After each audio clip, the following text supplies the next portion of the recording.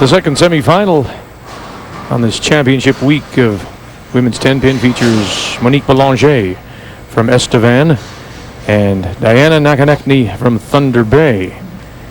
And it's a slight advantage now for Belanger with the strike spare combination, and Diana now playing here in the fourth with the open in the third. And more trouble. This one is a very difficult shot compared to we saw a great shot to win the tiebreaker, but there was the seventh pin was down, so this makes it even tougher to make this particular shot. The chance of you squeezing the four right across the face of the seven, is that what you're saying? Well, you need to go right back. The ball has to hit got to pick up the one on the outside, which she did. But the ball has to hit it hard enough that the 4-pin takes out the other pin. Okay.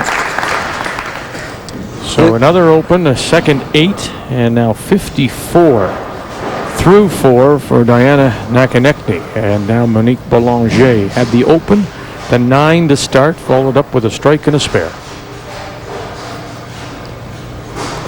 Swings the ball out, a little more speed, better hit, all the way down. Boy, that from the time she lined up and got that thing going, she had the ball moving and flowing step for step. That ball is moving there. Watch it at the top of the swing there. Just excellent. She had her hand in position just all the way down. As it came down, then she started to crank it up and turn it over. She took a real advantage of that open there by her opponent.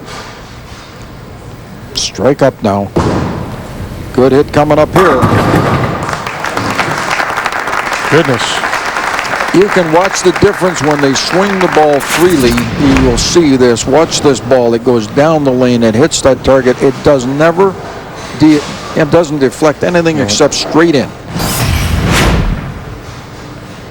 So Diana Nakonechny now has to get something going here. She's had the 2 opens. That's better. Maybe that's the start of something good for Diana. Watch this ball now. It's a little straighter down in the design, the way she does it, and out of balance a little, but after the ball is gone, so it doesn't matter. But when she was at the point of release, she had good balance at it. So again, she needs to make sure that she stays in contention by doubling up here if possible.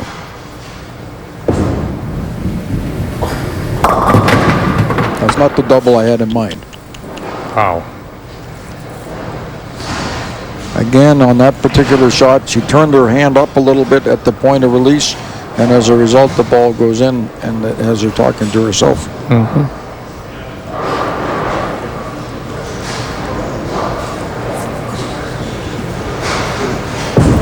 Try and pick up one of the pins. 82 sitting in the 6th frame.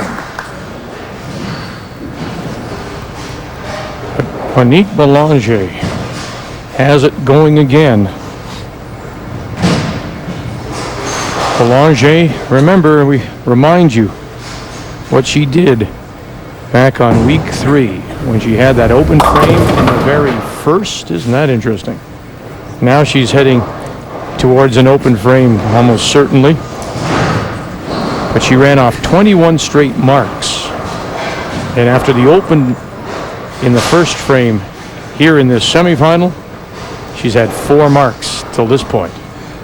And you know, she was on a double, so she loses points not only because she got the split there, but the definite idea was that she lost it because she could have got 2 extra pins there if she just stayed clean and got a spare mark up.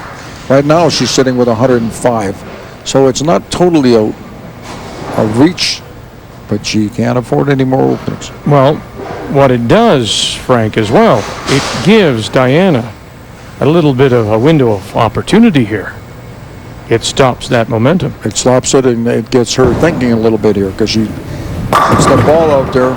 There's a corner pin, 7 pin for the left-handers, 10 pin for the 10-pinners.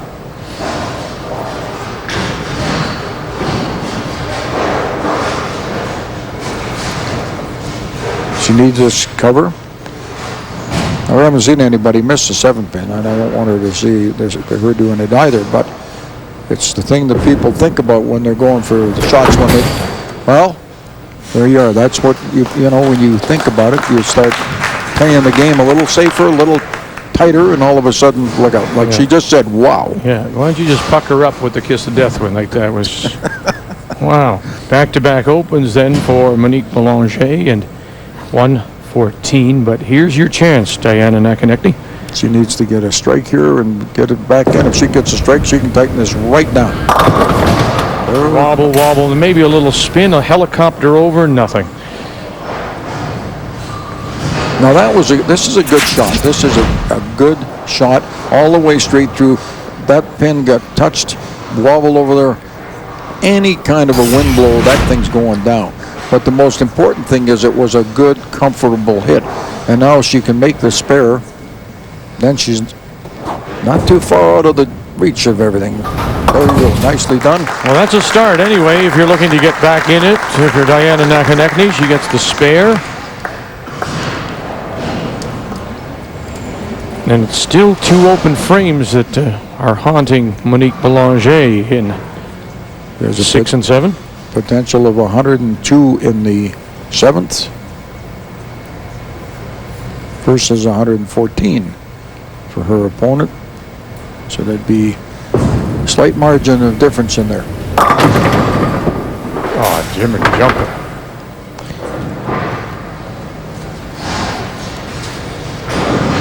They slide left, they slide right, and nothing touches the 7. Look at this.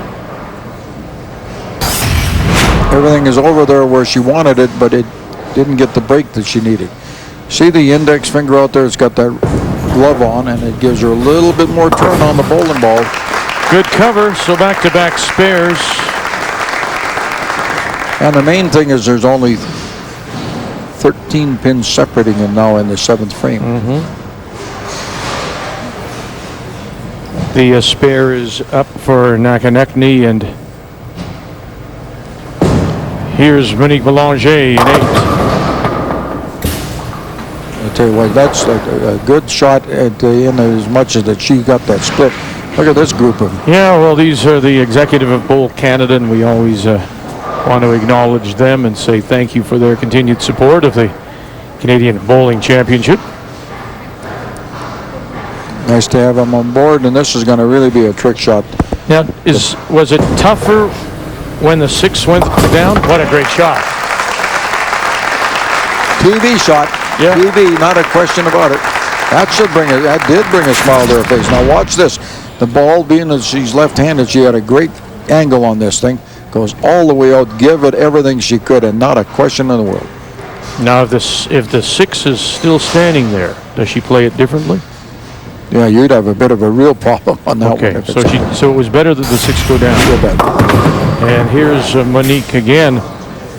But she rushed a little bit, and as a result, made her. That's a tough shot. You got to get that 7 pin all the way, particularly in view of the fact that she's a left-hander. Now she's got to get on the right-hand side of the head pin, pick up those pins there, and send everything sideways.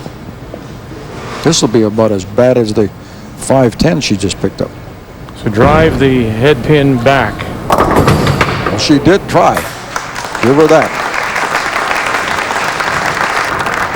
The key here now is that Diana can just get some mark and a strike and a spare and get some things going here. But look at the difference here, Frank, in that card for Monique.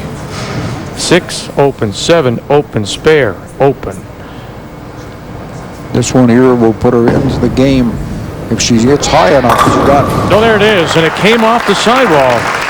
A little bit of help to get the 10. That's her first strike since the first frame. Or pardon me, she had 1 in 5. I apologize. But here's the key to this, Vic, is that if she gets another strike here going into, she's in the anchor frame, but if she gets another strike, she gets a good hold on the lead. Even a strike, spare rather, will give her the lead at the moment by 2 pins.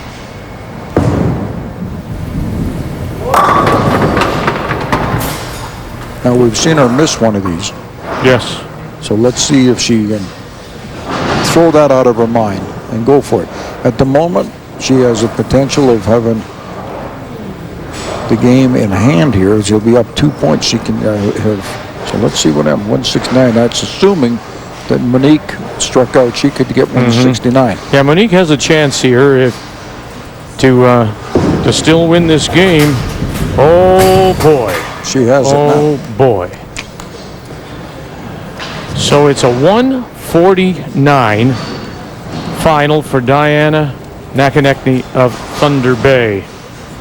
And right out of the box here with her first ball in 10, Monique needs some kind of mark. Stay behind the pins or behind the far line. What she got? She's got the strike.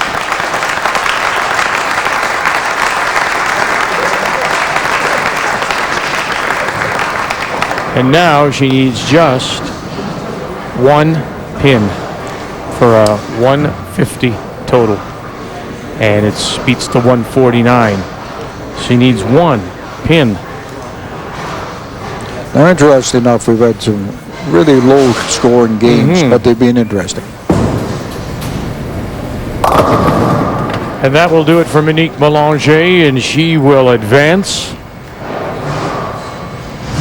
taking out Diana Nakonechny's 149. Monique with still one ball to play, and she's already at 159. That's if she gets the spare here, and she'll be 159, but she does have the game in hand. There it is. So a very interesting game. 159 for Monique Belanger. She'll advance. Diana Nakonechny will take home the $2,000 that goes to the semifinal loser. But wow, look at that. 1, 2, 3 open frames in the last 5. Belanger survives.